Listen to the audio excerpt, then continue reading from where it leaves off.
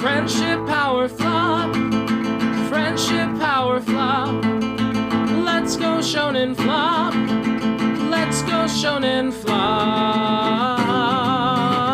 Welcome to this episode of Shonen Flop, where we talk about manga series in Shonen Jump that didn't make it big. I'm David. I'm Jordan. And this week, we're talking about Ichi, and we're joined by our guest today, Riley. Hey. Thank you so much for joining us today. Thank you for having me, my friends. Do you mind telling the audience just a little 5-second summary of the kind of projects you're working on? Yes, I'm a tabletop RPG designer. I'm also a podcaster. I have been on podcasts such as Podcast Minds, There But For the Grace of Pod Go We, a podcast pitching pilot project, and If Not Us Then Who, a fanfiction-inspired actual play podcast where I take stories that companies own and tell better stories with them, because if I don't, who will? Bada bing. You also had another podcast where you woke your friend up every morning and just explained Bionicle lore to him. Yes. The podcast Bed Bath & Bionicle, which did not go any weird places. No. I love to have a podcast that can end with a version of me destroying another version of me. Weren't you in the Bionicle version of hell at one point? It's weird. When Toa die, they go to the Red Star where they can be rebuilt and sent back to Matanui. It's a whole thing. It is a whole thing. I'm really waiting for the revival where you go Bed Bath, because I know it's always Bed Bath and something with a B. So Bed Bath and Beyonce is really the one I'm really excited about. We floated so many ideas. Like the day we were like, I'm tired of talking about Beyblade, can we do something else? We floated 8 different B ones, and some ones that didn't make it through were Bed Bath and Ballroom Blitz, Bed Bath and Battletech. Bed Bath and Ben 10, because that lore is really complicated. The thing is, I want to watch Ben 10 at some point. I watched an 1.5 hour long video summarizing the plot of Ben 10. Ben 10 was a show that if it came out when I was literally 2 or 3 years younger than I would have loved it. But I was literally just slightly too old to give a shit. Just slightly aged out. Someone told me, he just has 10 aliens that he can switch through and become. And I'm like, that rules. That slaps. Yeah. I love a character that has modes. And so you giving me a small boy that has modes. That shit rules. And then speaking, though, of a manga about a character that can switch into different modes, let's get into the manga details. Yeah. The first thing I want to note, and I really want to thank Tucker for doing his language guide, is the name Bichi is actually a Japanese pun. Ichi means one in Japanese, so essentially this series is B1 or bone. Which is actually a little bit more clever than I would have expected from this series. It's bone 1, bone 2. Exactly. Bone first. B.O. This series stinks. It's fucking stinks. There's a Boruto joke in here somewhere, and I'm trying to unearth it, and I can't. The B in Ichi stands for Boruto. It'd be better. Yeah, it would be. We 100% picked this series because it starts with the letter B. So I hope this is considered part of the expanded Bed Bath, and this is the honorary Bed Bath and Ichi episode. Yeah. That you never knew you needed to make until now. I would rather go back to the Red Star, I swear to God.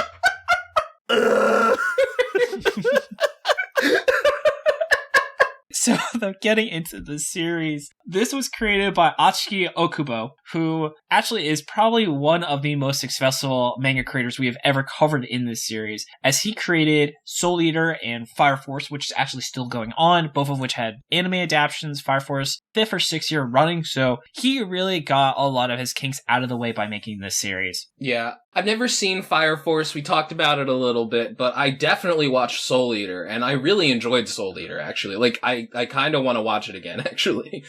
I actually don't think besides Hunter x Hunter, there's been an instance where a series made a series that was very successful and then made one that was even more successful. Because, we saw with Samurai 8, lightning doesn't always strike twice, where the dude who made Naruto, he got 30 chapters, which was probably 10 more than he would have gotten under normal circumstances. So it's not a given that you're going to make 2 popular mangas in a row. Riley, you might want to read Samurai 8. This was my first manga I ever read. Oh. And so I gotta tell you, it's not started hot. I feel you. The 8 kind of looks like a B, so... B's a little too generous here, I would say, you know? The B manga. Anyway, though, to go back into it, something I want to say that's very interesting is this series was released monthly, as was Soul Eater, but apparently Okubo said, I wanted to go weekly because he was like, I was fucking around too much on a monthly series, so weekly makes me actually have to focus, which is interesting that he's like the only person that ever went from monthly to weekly on purpose. Yeah, and you know what, David? He's right. He was fucking around too much on a monthly manga. This lasted for 2 years? When Kyle Higgins wrote Nightwing in Chicago, that lasted a year, and that shit ruled, and then they cut it. This guy got 2 years? Riley, do you know who put this manga out, by the way? I have no idea. Please, inform me. Square Enix. Why? Why? Mechanically, these characters could show up in Kingdom Hearts. Yeah, You're right. And you know what? They look like they could, too. So this was monthly. It ran for 2 years. It was 20 chapters over 4 volumes. But to note, as is usual for monthly series, these chapters are about 2.5 times the length. So each chapter was more like 40 to 50 pages instead of the 15 to 20 you would see of, say, something from Shonen Jump. So even though we went into this thinking, oh, it's a short manga, it's 20 chapters, it was really actually a 40-chapter manga, just based on length. And we had no fucking idea until we started reading. Riley, I am sorry. It is fine. I cracked this open at work. I messaged my wife and I was like, honey, I don't want to read this. I don't want to do this. I just powered through for my dear friends. Power Rangers Shattered Grid is 25 issues, so you can do a story in that little section. You could do a great story in arguably 2 chapters, or even 1. Yeah. This manga fails to do it in essentially 40 chapters. Uh-huh. Speaking, though, of the plot of the series, though, why don't we get into the plot summary where Jordan has, as always, has to bite the bullet and naturally list out what the fuck happened in this series. Oh my fucking god, alright. In the far-off future, I have no clue what the fuck happens. No, I'm just kidding. Okay. In the far-off city of Tokyo, Japan, because this isn't Tokyo, Japan. This is Tokyo, Japan, a different place from Tokyo, Japan. There's a young girl named Mana who knows karate and runs into this weird sweet dork named Shotaro who loves a superhero named Charisma Justice. So backing up a bit, did you know that humans can only use 10% of their brain power? Well, Shotaro is a Dokeshi, a mutant who can use 50% of his brain power to get magical abilities so long as he satisfies a condition. Can I make a note here? Is this permitted? Sure. I read this first page, and my note on my own page here is, it's just a specialist version of Limitless, the Bradley Cooper movie, but with Karapika's Nen from Hunter x Hunter. I was thinking about the Scarlett Johansson documentary about this topic, Lucy. Yes, exactly. Yeah. They just do that and tie it with you have to do one condition or else it breaks bad. The shadow of Hunter x Hunter looms heavily over this, and I would love to talk about this, but I have to get through this dumbass plot first. So, Shotaro's power is that by biting the bone of an animal, he can gain that animal's power, with the condition that he must do one good deed every day, or else he'll lose something important to him. And Shotaro assumes that that something is his friendship with Emine, another Dokeshi who can use blood powers that require him to, get this, do one bad deed every day. Shotaro is looking for Emine, who he hasn't seen in some time. Some other Dokeshi shapeshift into the town governor and Charisma Justice to trick people, but thankfully, Shotaro and Mana beat them up. Don't worry about that, though, because there's a cool science guy named Yohei who's on the run in a car chase from a Dokeshi that attacks with farts. Yohei is also a hacker. And then because of coincidences, Shotaro winds up helping Yohei defeat the Fart Man, and Yohei explains to us, the reader, that there is a place called the Happy Factory that's secretly the Fear Factory, where Yohei helped build the Fear Robot, which is like Metal Gear but stupid. In fact, Yohei realized it was dumb, so he sabotaged it, but then a totally sick, twisted dude named Nofix, known as the King of Spin, killed Yohei's friends like a jerk, and even though Yohei thought he killed him, it turns out he didn't. Yohei, Shotaro, and Mana then go to Silent Hill, and they really do go to Silent Hill to look for Emine for kind of no reason, and then a bunch of boring stuff happens that doesn't matter for like half the manga, including a kappa named Tool, and the comic relief villains Zuno and Assi show up. Then this all stops when the people running the Fear Factory, a light bulb man named Rodigy and his friend Dr. Rage Against the Machine team up with NoFix to turn on the Fear robot, and then the rest of the manga is more or less a series of battles and flashbacks where Shotaro defeats Rodigy by learning to bite 2 bones at once. Mana kicks Dr. Rage Against the Machine until his mech suit dies, and then Tool takes out the Fear robot's soul, I guess. But the main part involves NoFix telling Yohei about his sick, twisted mind for like 50 fucking chapters until eventually he gets defeated. Some time passes, and Shotaro fights Amine, who says he wants to blow up the world and then flies away. Shotaro teams up with Charisma Justice to fight crime, and unfortunately NoFix is still alive, but it's okay because the manga's over. Yeah, that sounds about right. And I swear to God, the amount of fucking times that they talked about the Fear robot. Oh my god. It was like that scene from The Office where the dude's like, shut up about the sun. Shut up about the sun. I'm like, dude, I don't fucking want to hear about this fucking Fear robot anymore, and it doesn't even do anything. It doesn't do anything, it's just a strong robot. I don't get it. I also did a short summary here, and I think you added a lot more extra stuff here.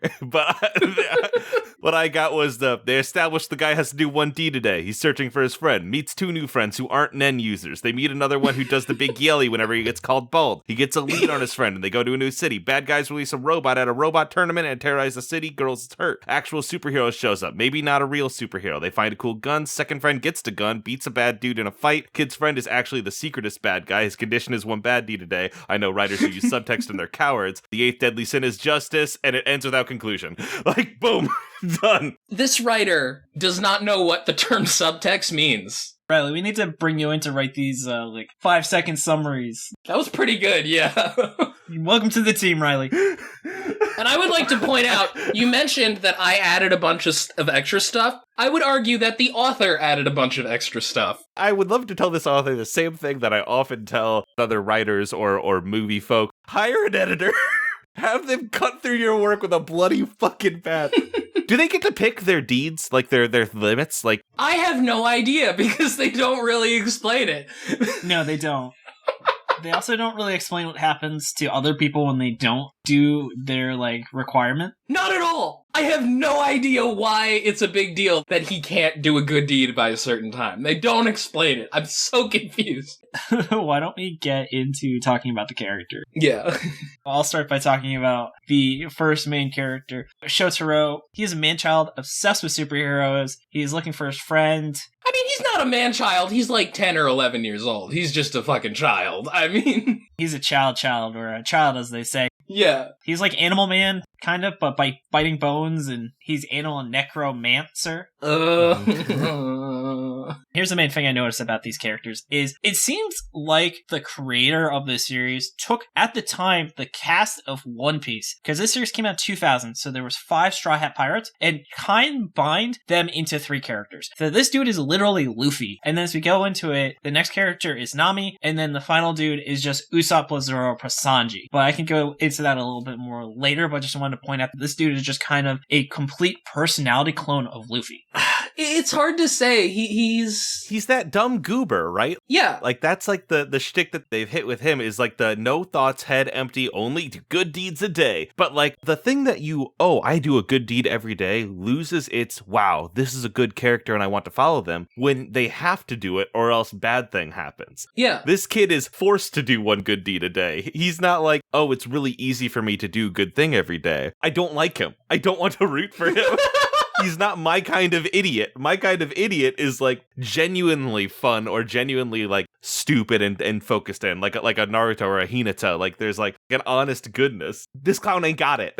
I would say less so than Luffy. He is more of an attempt to clone Gon from Hunter x Hunter. All right. I feel like the author of this manga has like every volume of Hunter x Hunter like in his bookshelf behind him when he's writing this. Like he doesn't know why it's good, but he knows it's good. Okay, that's fair. Yeah. Jordan, would you like to take it to the next main character, Mana? It's really hard to explain her character, in addition to most of the other characters, partly because she's just so generic. She shows up, she's riding like a Vespa, and she's searching for commendations, which is a very nebulous idea. It seems like she's just looking for trophies, or awards, like just random trophies, anything. Is it like a Cub Scout badge kind of thing? Like, I couldn't understand what this shtick was. So here's what I think the motivation was, basically. She grew up in a karate family, as happens a lot of the time in anime. You know, like, you're the kid of a family and your dad runs a dojo, but he hates you because you're weak. You know, it's like anime stuff. And now she feels really bad about herself and wants people to tell her she's good by giving her awards. That's generally the summary of her character arc, as far as I could tell. Yep. And she did that by getting really good at martial arts so she can be like, see, look, Dad, I'm not weak. Do you love me now? I don't know. The manga doesn't get to that point. It ends before any kind of conclusion can happen with her. Yeah, that sounds about right. Yeah. She's kind of just a nothing character that I think the author can't figure out anything to have her do halfway through. It is like so frustrating when you see a character that has been put in and just no thought has been given behind them. Because like what we were talking about with Hunter x Hunter just a second ago, one of the things that makes that good is like the interpersonal character connections and how every one of those characters thinks about each other, specifically how like kids interact. There's none of that here. There is none of that like intensity and like emotion that between these actual characters. Yeah.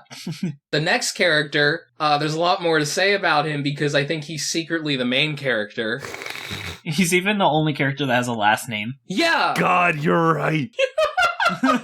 His name is Yohei Nanami. He's a genius inventor. He smokes cigarettes because he's really cool. And because he's a Sanji, Zoro, Usopp mashup. More so than that, he's just like the cool older guy. Imagine you're reading this when you're 12. Yohei is like the cool 16-year-old that seems really cool to you, but everybody who's 17 knows that he's a fucking loser. Yeah, he's like your friend's like older brother that like... It'll take you to GameStop and get you an M-rated game. For sure. He's the dude who got everyone in like 8th grade Halo. Yeah, and he'll call you a wimp for not wanting to play Manhunt.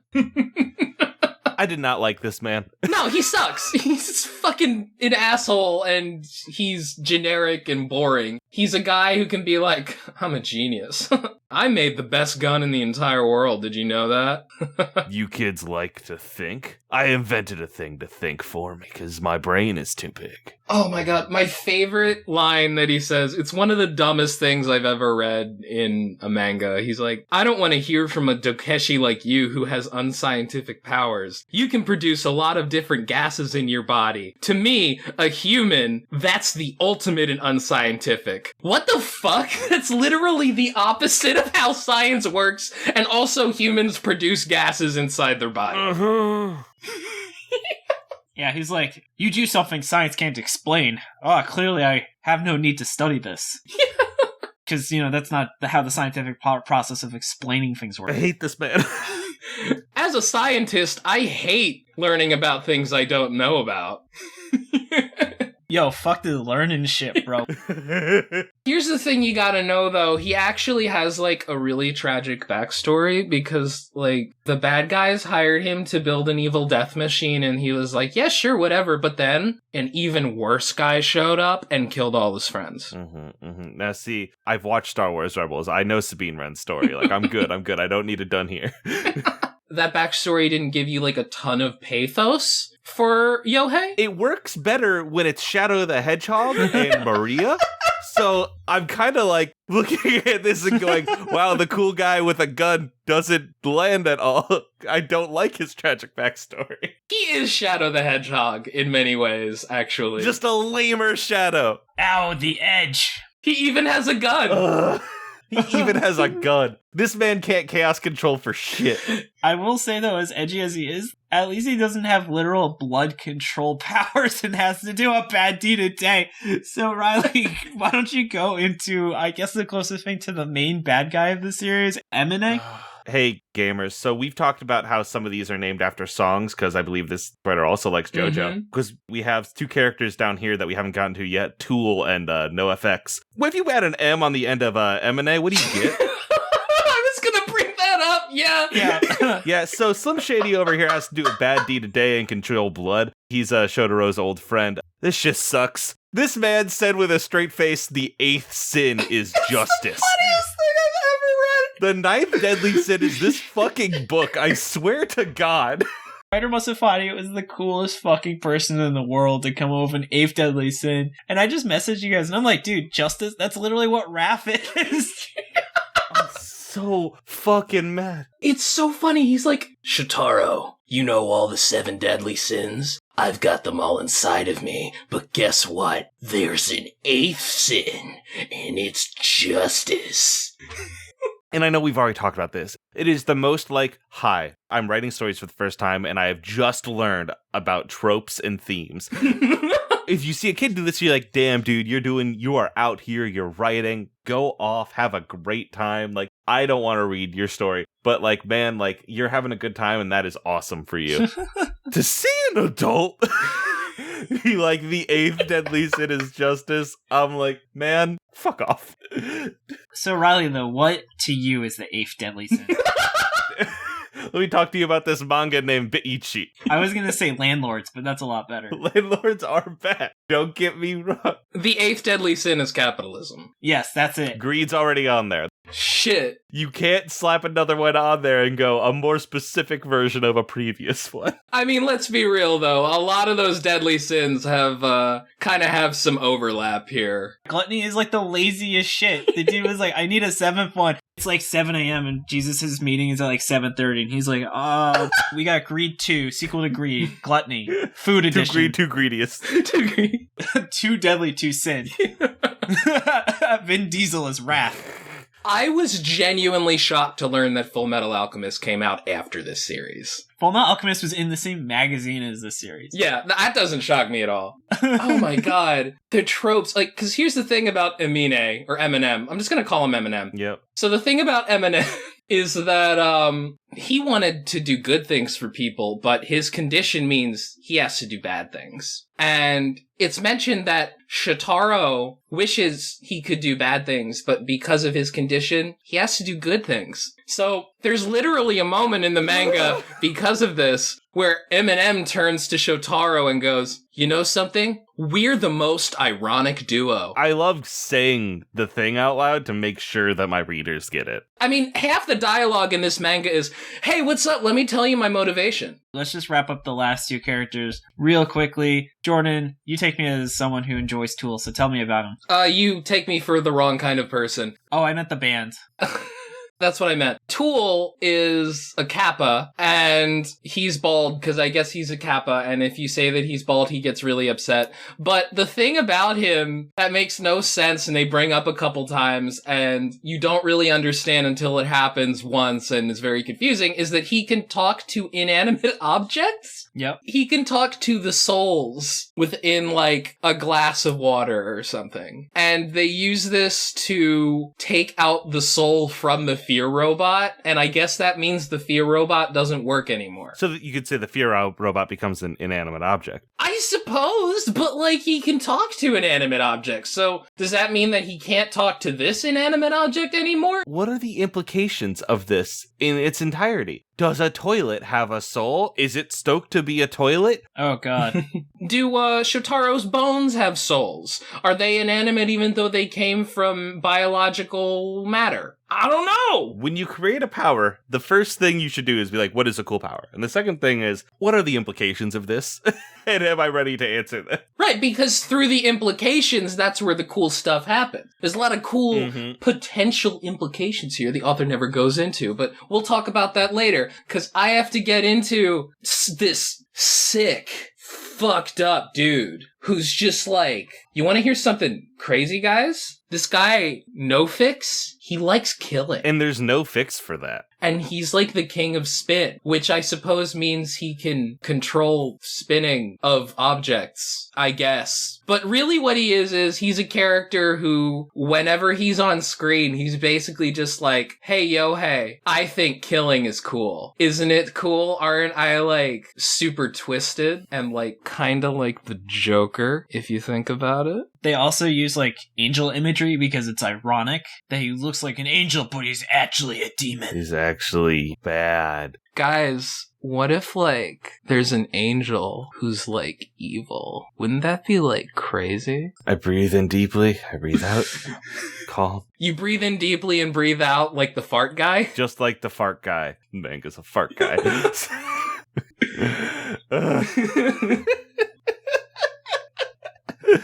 Are they all like this? Is this what you two do to each other?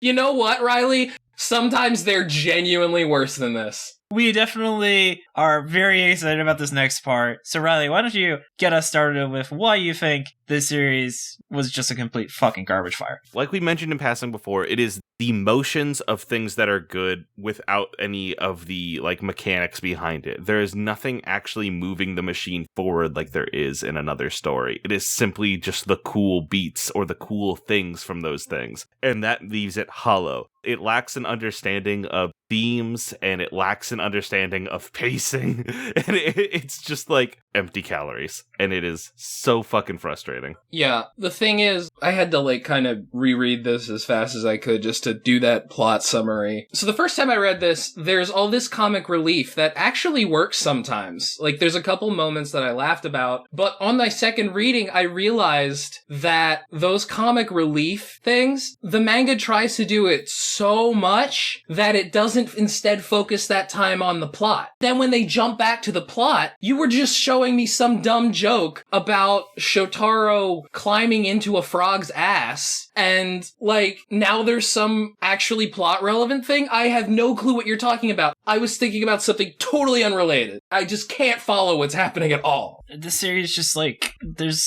so much bullshit that just doesn't matter in this series, and also the entire universe of the series is inconsistent. Like, how do you have it where it's like an X-Men style ripoff where a group of people just have powers, but then you introduce non-humans that have like weird powers, which completely deludes your entire message. Yep. Jordan skipped over it, but there are legitimate ogre people. Right! There are kappas. There are other supernatural elements. And like, that's a big criticism people have with the X-Men being in the Marvel Universe. Why is it that X-Men are like hated on, but no one gives a shit about the fact that there's just straight up aliens? Mm-hmm. Yeah, that's true. The other common criticism about X-Men that this manga just falls like face first into. So in real life, discrimination is very bad. But the thing about X-Men is that people who are different races than you cannot shoot laser beams out of their eyes and kill you. Yeah. X-Men can. So it's a little bit of a different dynamic. And this manga falls face first into that because the Dokeshi, first of all, I don't think this is a manga about how Dokeshi are discriminated against. This is a manga about how Dokeshi are evil except for the good one, Shotaro. Yeah.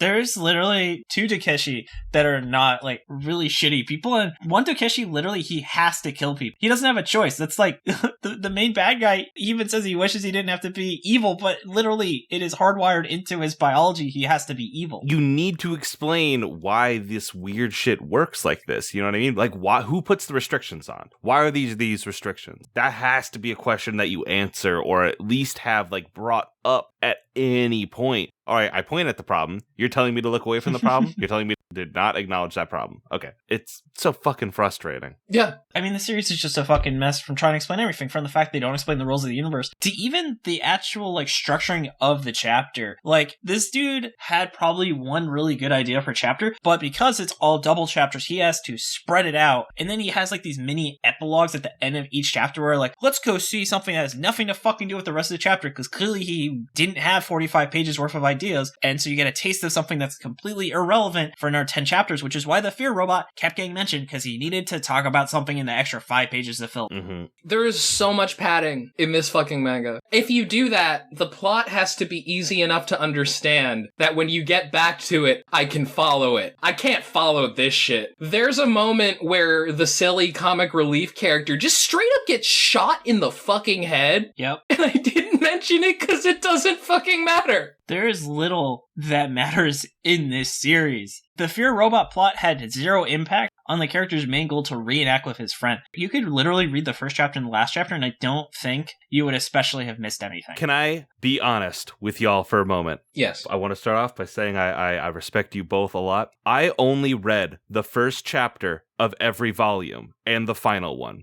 I read 5 chapters of this. I was going to try to hold that to my chest because I was like, I feel like I'm doing them a disservice. But since you brought it up, that's exactly what I did. And I missed nothing. Riley, there is nothing that you've said that made me think you clearly read less than we did. It's only because you brought it up. I'm like, man, no, you need to know. I wrote the description that you two are both like, wow, you should come in and write these. Like, nothing happens in this thing. Riley, I have to admit something as well. I read the first and the last chapter, nothing else of this series. Fuck both of you. Fuck both of you. Really? Are you for real? No, I have read the whole thing. I wish I had. Oh, damn. I just wanted to see Jordan's reaction. Because seriously, I looked at it and I was like, these are all so long. And I was like, all right, volume 1. Okay, volume 2. Oh, look, nothing has changed at the start of volume 2 except there is a friend here and now they're in transit to a place. Cool. I've picked up on that. All right, volume 3. They mentioned this fear robot last time. The girl has been hurt. They're clearly that fear robot got released. That nose hair guy is still here. All right, chapter 4. Okay, he's fighting this guy still. Huh. Like, there's still like this no-fix fight. And then the final one. Wow, that no-fix fight is still happening. And NoFX had like 1,000,000 powers. He just will develop a power that means that he just can't lose or die. It's true. He does like a video skip thing, and I'm just like, man, I don't get it. He had King Crimson's power from part 5 of JoJo. I didn't understand King Crimson's power when he used it in JoJo. I don't understand it here, like, even less. Well, see, that's because you're only using 10% of your brain. Fuck, you're right. Goddamn. I am happy to be having this conversation and realize that I did miss nothing, and I'm sorry for your two suffering. You really didn't miss anything.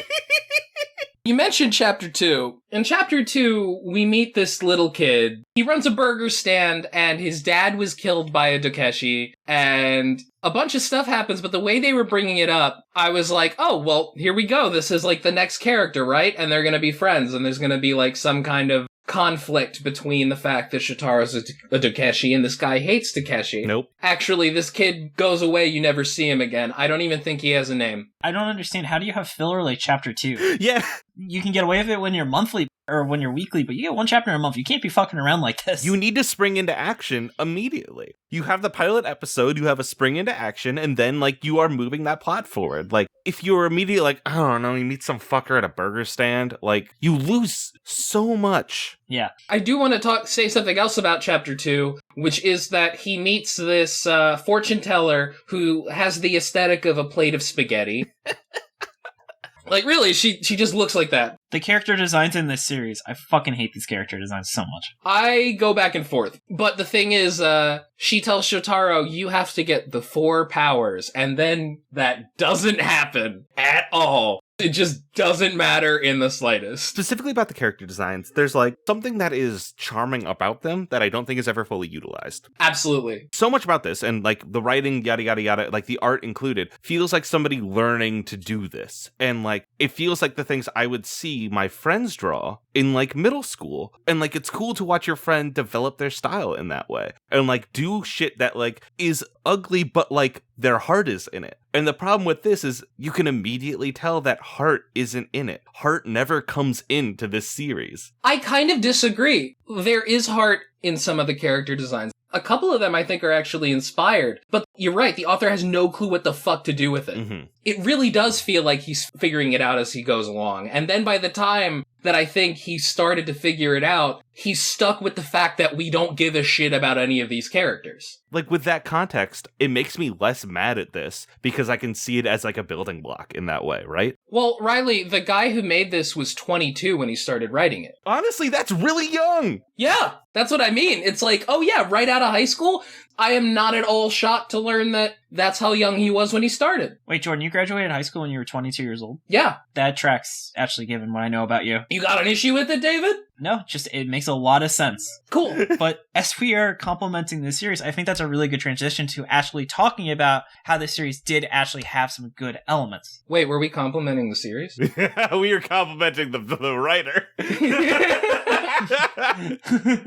So Jordan, what would you say, since you've delved into a little bit before, are really some of the elements of the series that you actually enjoyed? So I mentioned earlier some of the characters do have like pretty inspired designs, I think. Specifically, my favorite guy is a light bulb man. His name is Prodigy. I assume it's just a direct reference to the English electronic musician Prodigy. Oh my god, you're right. R.I.P. So his thing is he's got a big bald head and he's got like Charlie Brown hair in the middle of his forehead that makes it look like he's got like a filament, like a light bulb. And his power is that I think he can make like blinding light, but he has to like stay in blinding light for a certain period of time. I don't know. It doesn't fucking matter. Anyway, I thought it was cool because he looked like a light bulb. I was like, haha, that's kind of clever. That's neat. The other thing is this artist has a genuinely like good eye for dramatic composition. Mm-hmm. When it has the impact scenes, you know what I mean? When you get your full page spread of like a sick hit happening. In the first issue, one of the Dokeshi are like trying to pretend to be our hero, and the girl rolls up on him and then like is like, oh yeah, what time does that show come on? And the kid and like the fake one says it, and she just like then punches him. The like art on that like intense punch looks really cool, and you feel a movement and an action that actually matters. It caught me off guard. It's like, oh shit, something cool happened. Yeah. There are just some scenes where things just look really cool, and he definitely had like atypical angling and just paneling structure that showed he really spent a lot of time thinking about his composition, and it wasn't just like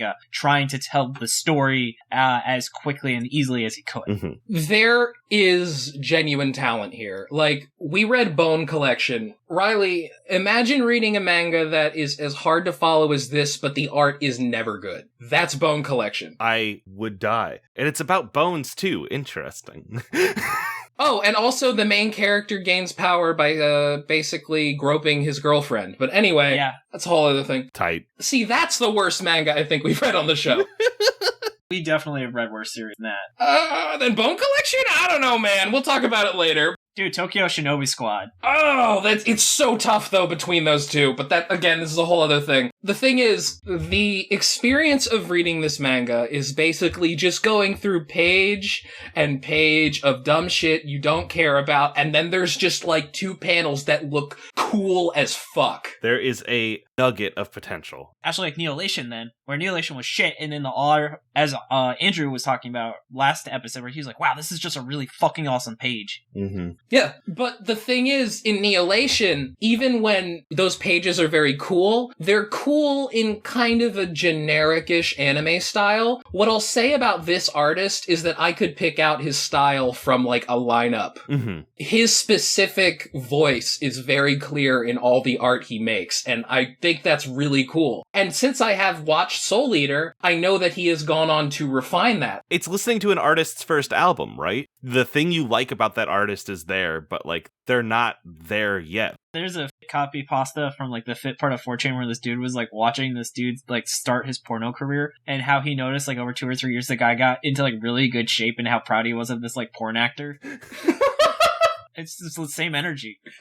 Well, it's kind of true. Mm-hmm. The last nugget I will give them, which is actually an interesting contrast, is they don't really sexualize the female characters in this series. Like, there are definitely shots where he could have made it a panty shot, where he very deliberately is like, I'm not making this a panty shot. Like, when she fell over, he drew her skirt to actually cover it. So I was actually impressed that, like, she fights people with the same tenacity. She gets hit like any other character in the series, where, like, in One Piece, you know, Oda kind of uses the kitty gloves on the women's fight scenes, especially when it's a woman fighting a man. But no, she just gets straight up hit like any other character. Yeah, this artist is good at this. Like, Riley, have you ever seen anything from Soul Eater? This is my first interaction with this person's work. Well, Soul Eater has panty shots. They have a lot of fan service, and Fire Force has a character where the entire joke is her clothing just somehow magically keeps falling off.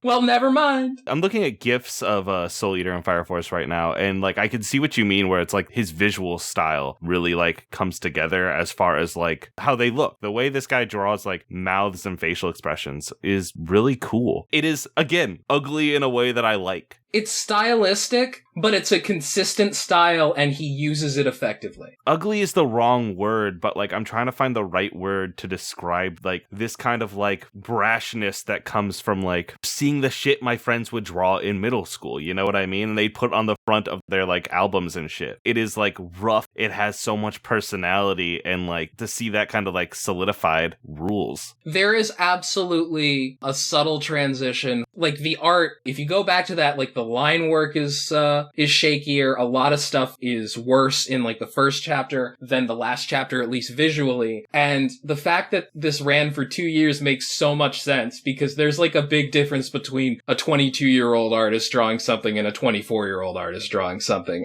Look at that glow up. I love how we try and talk about good things about this manga and all we can talk about is Soul Eater.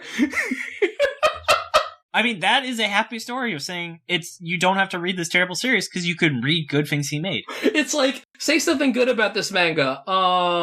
It let him feed himself until he made Soul Eater. Yeah, exactly. This is like a job application, I feel like. Yeah, this was his internship. So, though, I think this is a good transition point into going into what could have happened, since we're already getting into talking about what the potential of this writer, and that we've actually already seen in his other works. I think that... Sorry.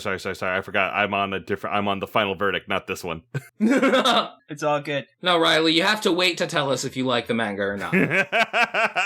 Spoilers for our listeners. They're going to be like you, and they're going to only listen to the first minute of every 10 minutes. The first, every section, they'll get the first little chunk, and then they'll jump to the end. If you're ready for an editing job, if you want to make that a possible way to listen to this episode, that would be hilarious. Yeah, it's Shonen Flop, but every time we mention Soul Eater or Fire Force, it gets faster.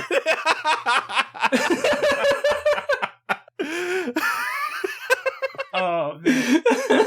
That'd actually be great. But the thing that really struck to me as an element that I think had a lot of potential was the whole main character has to do good, villain has to do evil. And I know they kind of were like, oh, we're the good guy and the bad guy, but I think they should have just gone full throttle and been like, what if the main character has to do evil, but he's a good guy, so how does he balance that? And there's an element of, like really giving an excuse to look into gray morality. Are there loopholes? Maybe he's greedy and he goes shoplifting and that's his thing, and that would have been interesting to be like, this is a great person, but he has to act like a piece of shit every single day, and so that really leads to a much more morally great character rather than the good guy acting like a good guy, the bad guy acting like a bad guy, even though they say, oh, they don't want to, which is obviously there's nothing about the actual creation of the series that shows that those characters are acting against their nature, except just saying that it's against their nature. Yeah. It's that specifically, like, it's saying, oh, there's a good guy who wants to do bad and there's a bad guy who wants to do good. Like, that, like, implies that there isn't a moral gray because there's like an overseer of Dosheki shit. You know what I mean? And there's not. We know that there's not because we didn't see any of it in here. So, like, what I need to know is, like, does it have to be unilaterally bad? Does it have to be, like, leftist bad? Like, can we, like, do bad things to rich people and, like, then we're good? Yeah. Because that's an interesting thing. I need to do a bad thing a day, but I just do bad things to bad people, so it doesn't net good. Like, that rules. Well, Riley, that is what happens. Because the thing that happens is, Shotaro, he'll beat up a guy and be like, you're my good deed of the day. So the bad guy could do the same thing. Yeah, right? I also love how, when Shotaro does his good deed for the day, it's like, okay, just do one thing. But when the bad guy does it, it's like, no, okay, start the clock. I have 30 minutes to do a bunch of bad things, and I have to keep doing this for half an hour. Well, that guy could just log onto YouTube, leave some mean comments on a low view video, and boom, that's my bad deed of the day. You don't have to be the end of the world, motherfucker. How much better would it be if instead of just killing people, it was just like he had to be a jerk for like 30 minutes? One bad deed. Just one. A single. Volume 2, Chapter 1, where, like, our hero, like, is running around going, like, does anyone need a good deed done? Does anyone need a good deed done? Literally show up, be like, hey, here's $10. Boom, good deed. Yeah. You did it. So to compare the two things, when Shotaro has to do a good deed, he rescues a girl's balloon, which has a face on it that was really funny. That was weird. So he just saves the little girl's balloon and gives it back to her. When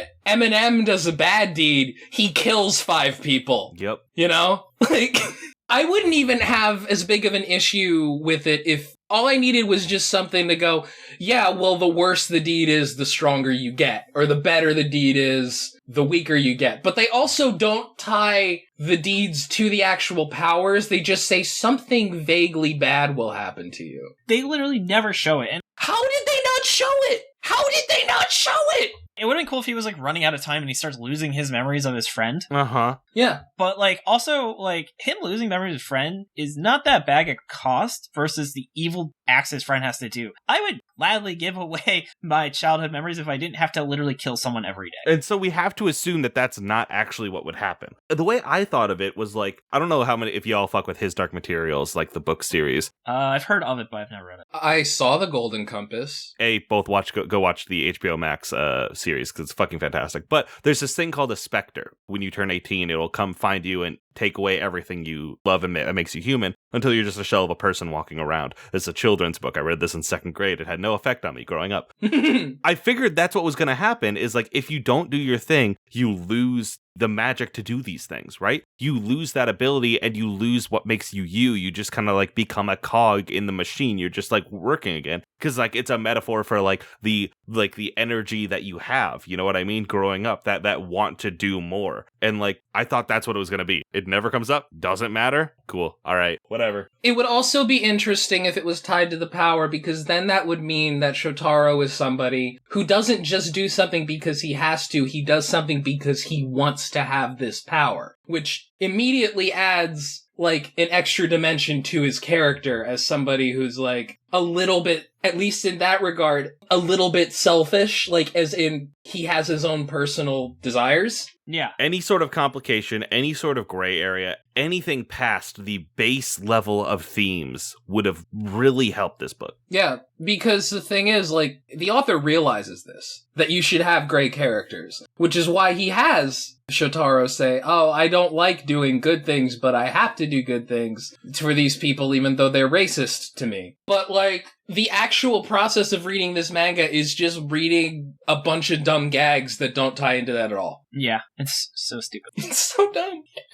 Go weekly. That was the other big thing. Fire Force, much better for being weekly. This dude has 15 pages worth of ideas every week. Bada bing, bada boom. Yeah. So, who's ready for the miscellaneous thoughts? I'm ready. Hit me. The first thing that I noticed, and Jordan, you said the Shadow of Hunter x Hunter has really been over the series, but I think I caught a Yu Yu Hakusho reference in that. Do you guys remember the Tats Bros, the people who kidnapped what was the name of the dude they kidnapped? There was a kidnapping? Fuck, who are we talking about? They kidnapped like the vice president of Japan or whatever they call him. Yeah, fuck. And here's the thing is they call him the Tats Bros, but they don't give him names. They call him the older Tats Bro and the younger Tats Bro. And I was thinking that is a reference to the Tagoro brothers from Yu Yu Hakusho, where they're just called Elder Tagoro and Younger Tagoro. Maybe.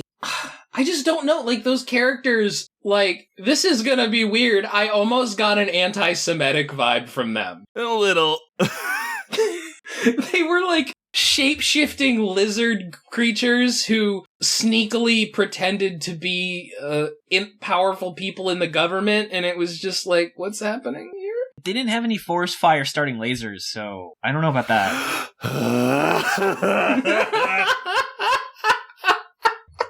Hell world. Oh, nothing can be more horrifying than the world that we live in. It's so terrible. The other thing I wanted to talk about was just the sheer bizarre song references and the way they do it. Like, we didn't mention it. There's a character in this named Lin Kinpar. I thought for sure you were going to say Lin-Manuel Miranda, and I was going to have to hang up the phone. I thought for certain that you were going to say, and there was a man in here named Alexander Hamilton, and I was going to fucking scream. Lin-Manuel Miranda was born in 2008, so...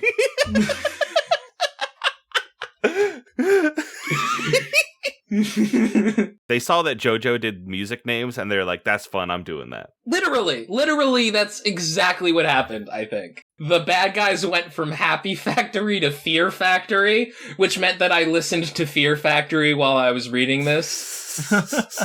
There's great translator's notes at the end of each volume, because the translator is 100% aware of what each of the references are, and was just like, yeah, no, Linkin Park, that's Linkin Park. Mm-hmm. And then, of course, Apple Shinoda. For those who don't know, I'm pretty sure Mike Shinoda is the rapper for Linkin Park. Yep. No Fixes, no FX. What that was the dumbest one.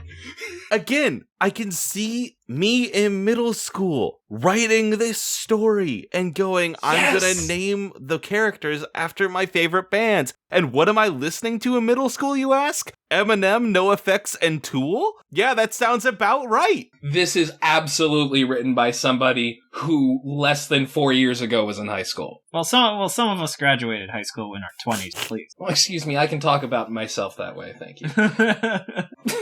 I don't know what else there is to say, because it was bad. Oh, man. Why don't we move into our final verdict? So, Riley, I think you've really been hinting about your feelings on the episode so far. So, why don't you give us your 6-word summary? I had one 6-word summary that I was sure that I came into this episode with, which is Hunter x Hunter, but it sucks shit. I realized, like, as we're doing this conversation, it really made me think about this differently. I think that, like, my 6-word summary is, like, a foundational text for Okubo's future. Yeah. I think that is much more interesting and a much more charitable read of this whole story. Mm-hmm. That's kind of more or less how I think about it. But, yeah, certified flop, read Hunter x Hunter. Go watch the new Hunter x Hunter series. It fucking rules. Hunter x Hunter is so fucking good, man. Oh my god. I'm 100% with you, Hunter x Hunter, rad as shit. Jordan, how about you? What's your 6-word summary? And then how would you rate the series, flop or not? Welcome to my twisted MySpace page.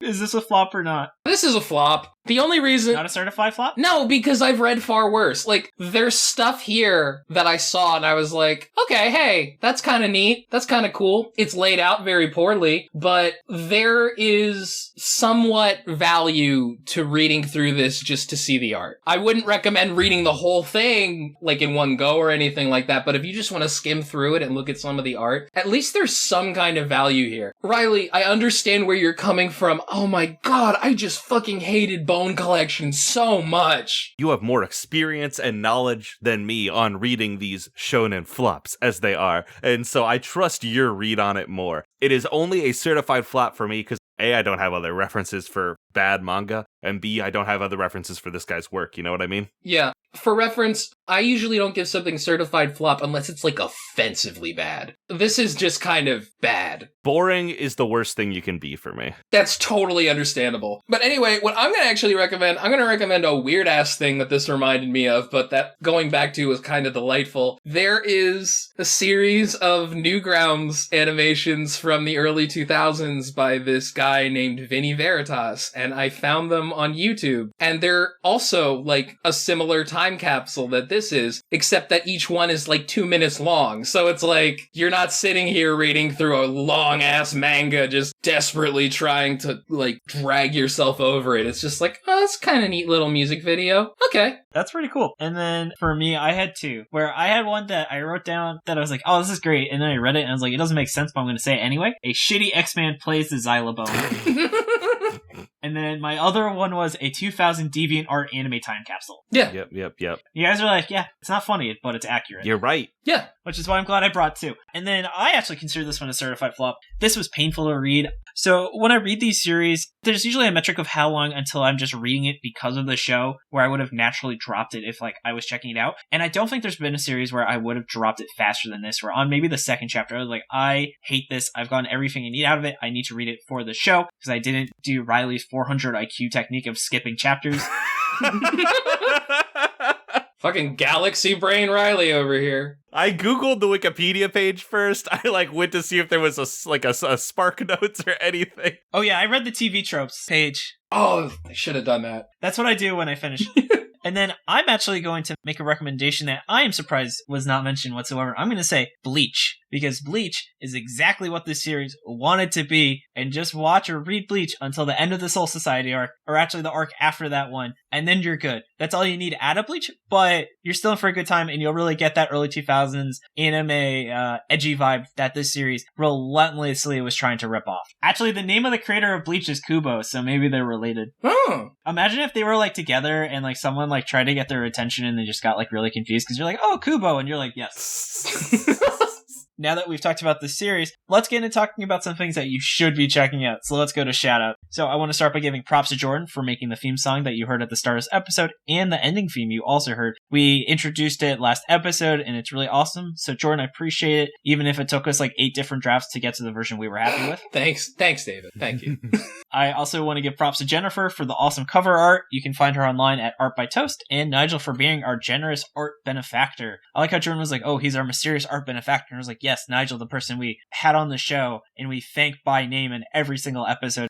The shadowy art cabal hidden in plain sight. And then I also want to thank again Tucker for your pronunciation help. This was a strange episode, but I appreciate you also noticing the bone pun because I didn't notice. So that really added a lot to my reading experience because that was definitely one of the smarter things about the series. Yeah. And then I also want to give thanks to Miriam, Audie, and Nicole for really helping us a ton on social media. Nicole is a brand new friend of the show and she's going to be doing some awesome TikTok stuff. So keep an eye out for that. And then I think most importantly, I really want to thank you, Riley, for being on the show. And where can they find what you've been working on? Thank you for having me. I really appreciated it. This was funner than reading the story. You can find me on Twitter at RevRyeBread. That's Rev like Reverend, Rye like Rye Bread. You can find the games that I make at linksmithgames.com, mymothercangotohell.com, or revrybread.itch.io. Those will all take you to places to buy my games that I make, like Interstitial, If Not Us Then Who, Wishing Well, or Zombie Survivalist 2nd Edition. Isn't Interstitial like a Kingdom Hearts inspired RPG? Interstitial is a Kingdom Hearts inspired game where you can play canon characters from other properties. If you want to play hard mode, it's only Disney or Square Enix owned characters, but you can do whatever you want. I played John Cena in the Interstitial actual play that we did. And his name is John Cena. It's old man John Cena from a distant future where Vince McMahon has become a gas cloud and destroyed the world, and John had to come back to our time to try to stop it from happening. But yeah, wait, hold on. This is the kind of podcast that I should be pitching. Never Believe It, a Naruto D-Watch podcast. We talk a lot about art this episode, and let me tell you, in Never Believe It, we are only watching the filler of Naruto. We watch no canon episodes. We are building the story from that. And, welcome to Oteron's Good Light, and we welcome you to kind of come in and learn from the Naru New Bible. And now, currently, to learn about being a good employee, which is what Naruto is about. See, David, here's the thing. I didn't want to bring this up when we were going to have Riley on. I think he's in a cult. I think he's like kind of running like a cult kind of. So like, maybe we gotta like be careful here. Oh, hell yeah. 8-10, when we had Tim Batt from The Worst Idea of All Time on. Not a cult. Yeah, it's specifically not a cult. But anyway, I wanted to thank David. I want to thank David a lot. David does a lot for the editing, and it's hard work, and he does a good job. So thank you, David. Well, thank you, Jordan. I really appreciate it. It's a rarity where you do this without me reminding you to thank me. Fuck you, I take it back. It's the last time I'll bully you about that. It's a lot of fun, though. You couldn't ask for a better co-host. Aww. But yeah, and then let me go into talking about some other things you guys should be checking out. First is Digging in the Dome, a new comedy podcast, because there aren't enough of those. For God's sake, don't let your kids or old people listen to this show. You can find it wherever you get your podcasts. Then, the UW Pod, 3 guys from South Jersey talking all things wrestling. You can find it wherever you get your podcast. This is a really awesome show. They were actually a really big help in giving us some tips of getting our podcast, developing our marketing strategy. So I really do want to thank them for just giving me such great advice of how to really use Twitter as a marketing tool. The next one is the Snowflake Sports Pod. This is run by Dan Pecora, a friend of the show who was on our Beast Children episode. If you're looking for sports podcasts that don't shy away from political action, go check out the Snowflake Sports Pod, where you get your not-so-average sports show that typically covers the latest and greatest news in the NBA and NFL, and then closes with a relevant political story. As always, you can find them on all streaming services and on social media. And I would like to say, if you're looking for a manga that is worse than Ichi, well, you can check out Beast Children. Bed Bath and Beast Children could be your next series. Yeah, absolutely. I want to die. And then next, I want to give a shout out to the Game for a Movie podcast. It's a movie-based podcast of 4 friends. They compete in competitions, and the loser has to see a terrible movie, speaking of the worst idea of all time, full of good and bad movie reviews. And then finally, I just want to wrap things up by playing a trailer. He's probably one of the biggest considerate, open-hearted people that I knew. But, honestly, he had an addiction too, right? Just writing, we can talk. There's a possibility here that there were childhood traumas. We're trying to turn every stone to find evidence. This is Genevieve Germain, host of True Crime Real Time. Join me on a bi-weekly dive into the lives of the missing and murdered. Available wherever you listen to your podcasts. You'll never know who else you'll meet along the way.